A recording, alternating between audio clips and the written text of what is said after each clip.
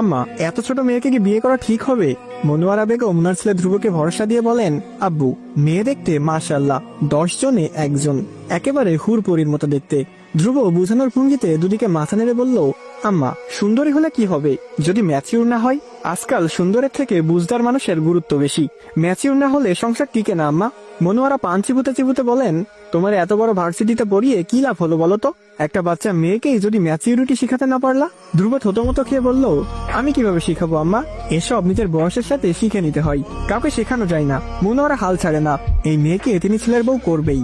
ধ্রুবর মাথায় হাত বুলিয়ে বলেন, কাঁচা ভেজা মাটি এনে দিতেছি আব্বা, নিজের মতো আকৃতি দিয়ে গড়ে নিবা, তোমার জন্যই ভালো হবে।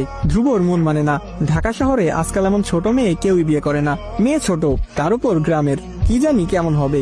সে এত বড় ব্যাংকে চাকরি করে, তার কলিগরা আর বন্ধুরা এটা শুনলে খুব হাসবে, কিন্তু মা বাবার ইচ্ছাকেও গুরুত্ব দেওয়া তার দায়িত্ব। কি করবে মাথায় আসছে না। ধ্রুব মনোয়ারাকে আর কিছু না বলে তার রুমে চলে যায়। ভেবেছিল তার থেকে বেশি হলে 2-3 বছরের ছোট একটা মেয়েকে বিয়ে করবে, তা না একটা বাবুকে বিয়ে করা লাগবে। ধ্রুব রেগে চুপচাপ ফ্লোরে বসে থাকে।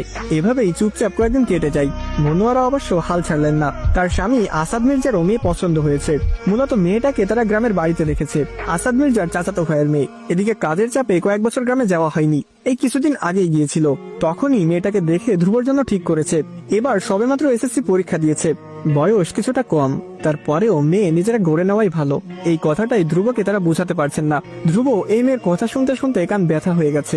এতদিন চুপ থাকলেও আজকে ইনিয়ে বিনিয়ে না বলাতে মনোয়ারা কেঁদে কেঁদে প্রেশার বাড়িয়ে ফেলেছেন।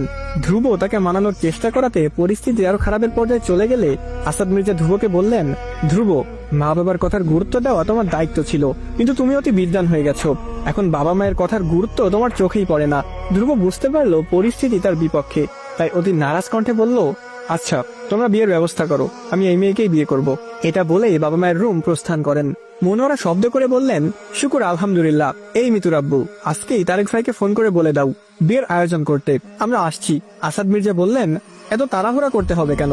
একবার যেহেতু রাজি হয়েছে, বিয়ে অবশ্যই করবে। মনোয়ারা অস্থির হয়ে বললেন, আহা, তুমি বুঝতে পারছো না, রাজি যেমন হয়েছে তেমন বেঁকে বসতেও সময় লাগবে না। মিতুকে ফোন দাও, শাহিনকে নিয়ে যেন দ্রুত চলে আসে।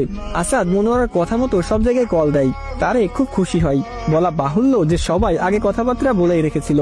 মিতু জানায় সে আজকে সন্ধ্যায় আসছে, তার স্বামীর অফিস ছুটি হলেই চলে আসবে। একমাত্র ভাইয়ের বিয়ে বলে কথা। অবশ্য মেয়ে ছোট, এটা নিয়ে মিতুও একটু দোনামোনা করেছিল। পরে মনোয়ারা যুক্তির কাছে হেরে গিয়ে খুশি মুখে রাজি হয়েছে। ধ্রুবর আর কোনো কথা বলার জায়গা রইল না, আজকেই গ্রামে যেতে হবে। তার কথা বোঝা বা শোনার মতো একটা মানুষও নেই। রাগে দুঃখে ধ্রুব বাথরুমে গিয়ে কাঁদতে লাগলো। জীবনের সবচেয়ে গুরুত্বপূর্ণ সিদ্ধান্ত তাকে নিজের মতামত ছাড়াই নিতে হচ্ছে। এরপরও চুপচাপ রেডি হয়ে গেল। পরিকল্পনা অনুযায়ী সবাই রাত 10টায় বাসে উঠলো। পৌঁছাতে পৌঁছাতে রাত 2টা বেজে যায়। সবাই খুব অমায়িক ব্যবহার করছিলেন। তারপরেও ধ্রুবর মুখটা চিপে নেওয়া লেবুর মতো তেতু লাগছিল, কিছুই শান্তি লাগছিল না।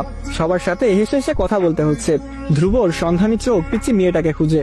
তখনই চোখে পড়ে গোল ফ্রক পরে টেবিলে খাবার পরিবেশন করছে।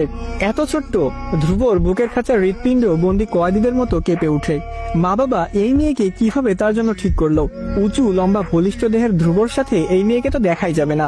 ধ্রুব ভালো করে খেয়াল করে দেখলো, তার মা যত হুড়পরি বলে চিল্লাপাল্লা করছিল, তার চোখে এই মেয়েকে মোটেও হুড়পরি লাগছে না, বরং ছোট বোনের মতো লাগছে।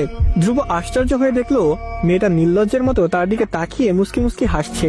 সে বিরক্তিতে কপাল কুঁচকে নিজেকে একটা থার্ড ক্লাস গালি দিল। জীবনে কেন প্রেম করলো না, এই রাগে মরে যেতে ইচ্ছে করছে।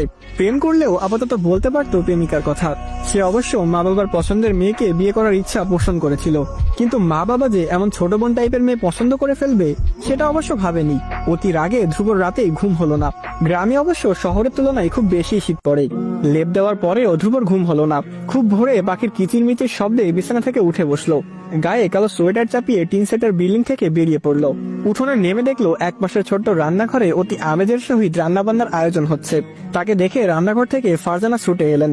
অমায়িক গলায় বললেন, বাবা, এত সকালে উঠে পড়েছো, কিছু লাগবে? ধ্রুব মহিলাটার চেহারার দিকে তাকালেন। চেহারায় স্মার্ট একটা ভাব আছে। উনাকে কাল রাতে কাকি হিসেবে পরিচয় করিয়ে দেওয়া হয়েছে। কিছুক্ষণ পরে অবশ্য শাশুড়ি হবে। ধ্রুবর কাছে তাদের ব্যবহার খুব ভালো লাগছে, শুধু বিয়েটা ছাড়া। সে মাথা নাড়িয়ে বলল, না কাকি, কিছু লাগবে না, আপাতত সামনে একটু হেঁটে আসতে চাই। তিনি নিজেও হাসলেন। পাত্র হিসেবে ধ্রুবকে তার ভালো লেগেছে। তিনি বললেন, আচ্ছা যাও। চারিদিকে ঘন কুয়াশা, সাবধানে হেঁটো, গ্রামের রাস্তা বুঝই তো। ধ্রুব মাথা নেড়ে রাস্তায় এসে নামলো। সেই ছোট্টবেলায় একবার গ্রামে এসেছিল, সেবার খুব গরম ছিল, কিন্তু জীবনে এই প্রথম গ্রামের শীতকাল দেখা। সকালের মৃদু বাতাসে কুয়াশা শিশির বিন্দু হয়ে ঘাসে পড়ছে। পাখিরা এই গা কাঁপানো শীত উপেক্ষা করেও উড়ে যাচ্ছে। সবচেয়ে মিষ্টি ব্যাপার হলো এমন শীতেও ধ্রুবর খারাপ লাগছে না, বরং সে খুব উপভোগ করছে। সারা রাত না ঘুমানোর ক্লান্তি মুহূর্তেই চলে গেল। চারিদিকে ঘন কুয়াশার জন্য দূরের জিনিস স্পষ্ট দেখা যায় না। আবসা ভাবে আস্তে ধীরে সব ফুটে উঠছে। তেমনই একটা মেয়ের আবসা প্রতিবিম্ব দেখা গেল। ধ্রুব একটু সামনে এগুতেই প্রথমে যে জিনিসটা দেখলো তা হলো গ্রামের আঁকাবাঁকা পথের মতো মেয়েটার লম্বা চুলের বিনুনি দুলছে। চুলগুলো খুব বেশি লম্বা, চোখে পড়ার মতো, কোমর ছেড়েও নিচে নেমেছে। মেয়েটা আলতো পায়ে ধীরে ধীরে হাঁটছে, আর পাশের সাদা বিড়ালটা তিরিং বিরিং করে লাফিয়ে মেয়েটাকে সঙ্গ দিচ্ছে। ধ্রুবর কেন জানি লম্বা চুলের মেয়েটার মুখ দেখতে ইচ্ছা জাগে। অজ্ঞাত তরুণী বুঝতেই পারলো না তার পিছনে শহরে একটা লোক হাঁটছে, তাই তো সে নিজের মতো করে গান গায়। যে মানুষ চেয়েছে ফিরিতেছি পাগল হয়ে, মরণে জ্বলছে আগুন আর নেভে না। আমায় বলে বলুক লোকে মন বিরহে তার প্রাণ বাঁচে না। বলে বলুক লোকে মন বিরহে তার প্রাণ বাঁচে না। দেখেছি রূপসাগরে মনের মানুষ কাঞ্চা সোনা।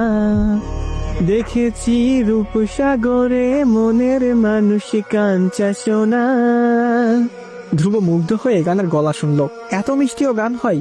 নিজের মনে মনে কয়েকবার আওড়ালো কাঞ্চা সোনা। তখনই গান থেমে গেল ধীর গতিতে চলা বালিকার পা যুগল। শান্ত চোখের ঘন পাপড়ি কেঁপে উঠে মেয়েটা ধ্রুবর দিকে ফিরে তাকালো।